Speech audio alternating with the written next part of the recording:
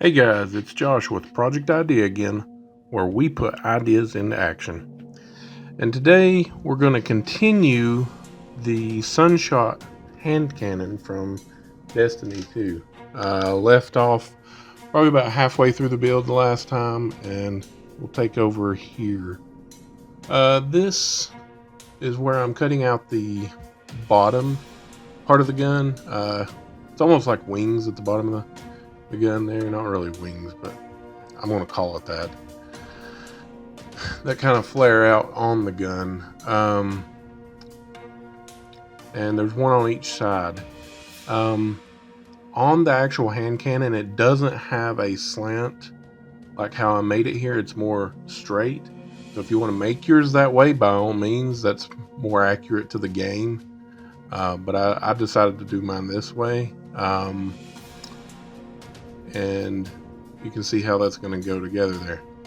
I glued it all in with hot glue, just one piece at a time, one on one side, and then I had to separate it with some extra foam pieces in the middle there, just to make sure it get the gap in there the way it should be. I had some other pieces here when gluing those together, just to kind of separate the two pieces at the bottom apart a little bit. I glued some scrap foam in there as well. Just kind of cut it at the same angle as those pieces were, so it would kind of fill in the gap. Make it more like what the gun looks like towards the front there anyway. And I just had to spread out some of that glue.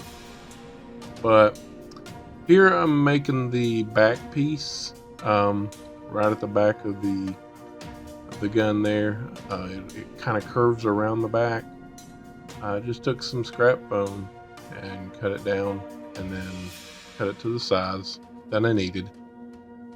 And then I taper the edges on both sides there, and then use a rotary tool just to kind of trim that down a little bit more and get softer edges on it instead of being so jagged. And then I glued that in place.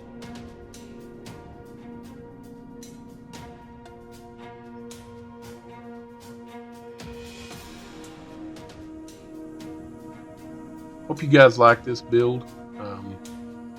I enjoyed doing it. It was a big build, but it was fun. There I just kind of traced out the outline of the top part, just to kind of give me a guide of about where I want to cut the top piece of the gun. This is where the sight will be and everything. I didn't actually cut in the sight on the railing or anything, but here you can see I kind of split that piece. Again, like in the other video, I would say a 6mm craft foam would work really good here. Be a lot easier to work with, but this worked out okay for me anyway. And I put some tapered edges on that, and then after all that was said and done, got the shape I needed, I just glued it in place right on top.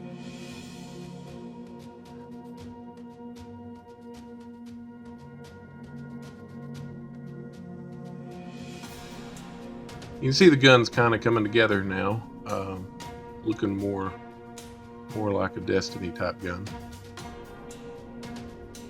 Here I just had another piece of scrap foam, and I cut down a long piece to fit as far as the rail goes on the very top of the gun. I cut that to size, cut it to length right here, and next what I'll do is put a taper on it. I'll just kind of draw down the side of it an example of where the taper is going to go, and use my blade. Make sure anytime you do this you have a sharp blade. It helps big time. That's one thing I have learned on this. Make sure you got a sharp blade, cut that down at a taper, and that will be the top rail there.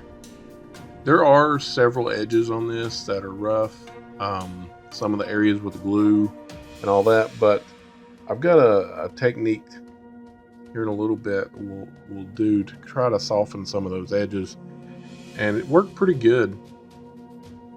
First time I've ever tried it, so figured I'd try it on this gun. But I glued that piece down, and again, not all this is to proportion to what the game, the gun in the game is. If you want to make yours more accurate, by all means, go by the templates we made at the very beginning, all that. I did kind of deviate away from that a little bit. But here I just put a little detail piece on the back, just adding a little more flair to it there. After that, there's some vents on the side of this gun.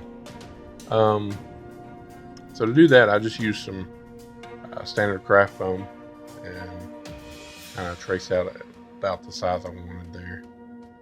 And I made 2 of these, one for each side. And to build it up a little bit, I put some scrap foam underneath.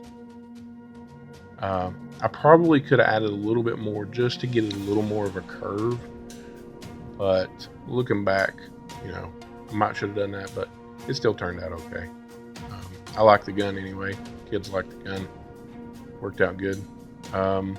So I did that, and I made another one and did the same thing on the other side as well.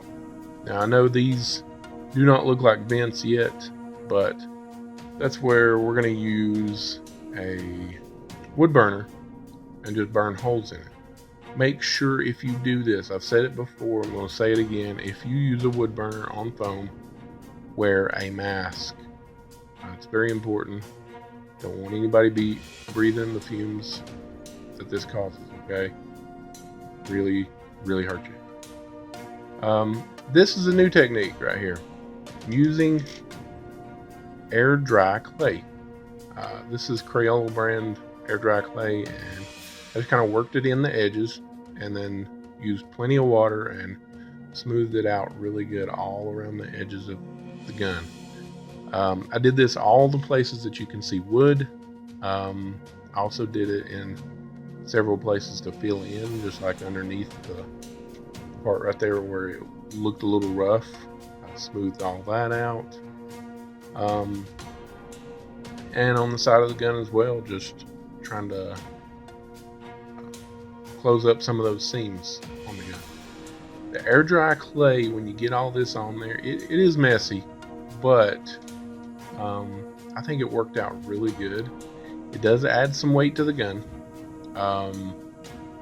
With the air dry clay and the wood, the gun was a little heavier than most of the gun builds that I do.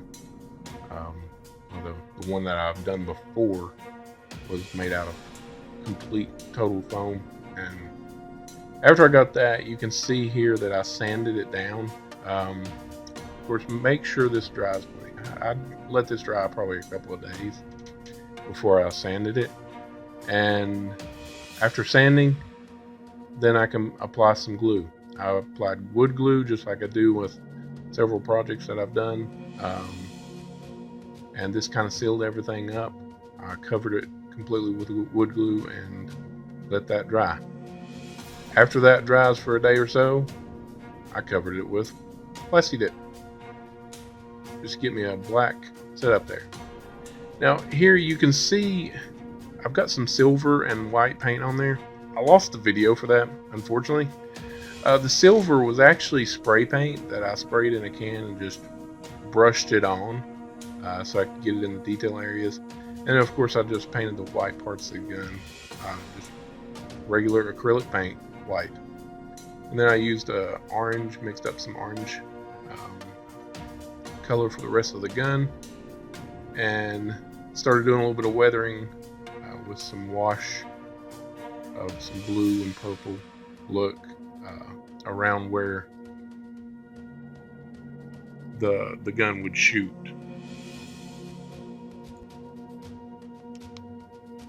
So I just worked with that weathering, did that, and right here in order to put the little details on like the silver detail that is on the gun's white parts, I just used a silver Sharpie and drew it on there.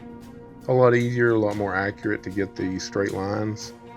I could have used a ruler here, I guess, but I just freehanded it. And it turned out okay. I did it out all over the handle and the white parts of the gun. And it looked pretty good like this. I did weather it quite a bit. I might have over-weathered this one, but what I should have done before starting this whole weathering process is sealed it with a clear coat, and I did not do that. That would have allowed it to wipe off a little cleaner, because the acrylics that I use here were not a glossy acrylic. So it did stain it a little more than I had anticipated, but I worked with it anyway, and it turned out okay. I just ended up weathering the whole gun quite a bit, made it look really dirty, used, and it looks pretty neat. I used a little bit of copper here, paint to go in where it would be shooting, just to kind of get a little bit of a sheen to it. And then I sealed it all back up with clear coat at the very end too. This is pretty well the end of this build. I hope you all like this. Hope it encourages you to make something like this yourself. And I hope you subscribe if you haven't subscribed already. And hope to see you next time. Appreciate you guys. Give me likes, comments, and subscribe. Appreciate it. Thank you.